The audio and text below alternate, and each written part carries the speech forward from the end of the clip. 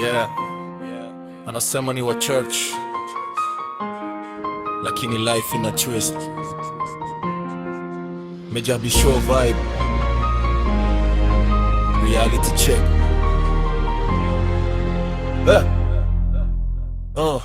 Sunday anavaa white, anaingia church na Bible mkoni. Monday anarudi streets, maisha yanamwita kimya kimya moyoni. Anasema Yesu ndiye njia, lakini njia zake zina kona nyingi. Marafiki fake wanamzunguka, wanampoteza taratibu kidogo kidogo mwingi. Selfie na filters, Insta na post blessed, lakini ndani ya roho yake kuna vita. Ana stress, anatafuta mapenzi ya kweli, lakini nakutana na players, wanaume wa hadi nyingi, mwisho wanageuka betrayers. Church girl anapambana na dunia, anawatabasamu ndani kuna majeraha. Church girl anataka ndoa safi, lakini maisha yanamzungusha kama bahari. Usiku club kidogo, anasema ni stress na punguza. Pombe kidogo mezani, machozi yanificha, anajifariji kwa nguvu, anajikaza. Wanaume anamwambia na kupenda, lakini dili ya muda, kesho na ndoka. Moyo wake navunjika tena kwa shida.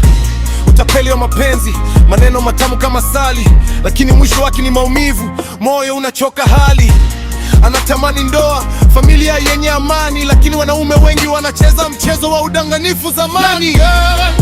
Anapambana na dunia, anavaa tabasamu, ndani kuna majeraha. Church girl anataka ndoa safi, lakini maisha yanamzungusha kama bahari. Lakini maisha yanamzungusha kama bahari. Lakini maisha yanamzungusha kama bahari. Jamii na mhukumu bila kujua napitia nini. Wanamwona kama mkosefu, wajui vita vya ndani ya roho yake ni vingi. Anapiga magoti usiku, anaomba kwa machozi, Mungu nionyeshe njia, niondokane na ya majaribu na vizingiti.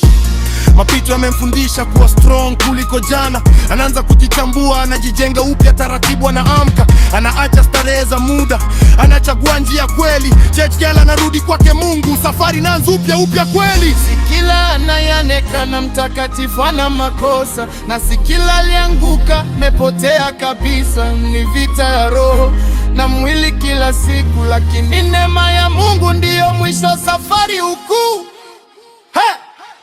Church girl sasa anajitambua, anajipenda, nasimama, ogopi tena dunia. Church girl anaamini kesho njema, kutoka maumivu hadi ushindi. Hiyo ndiyo tena,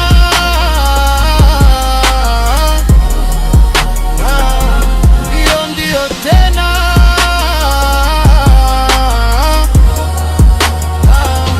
hiyo ndiyo tena.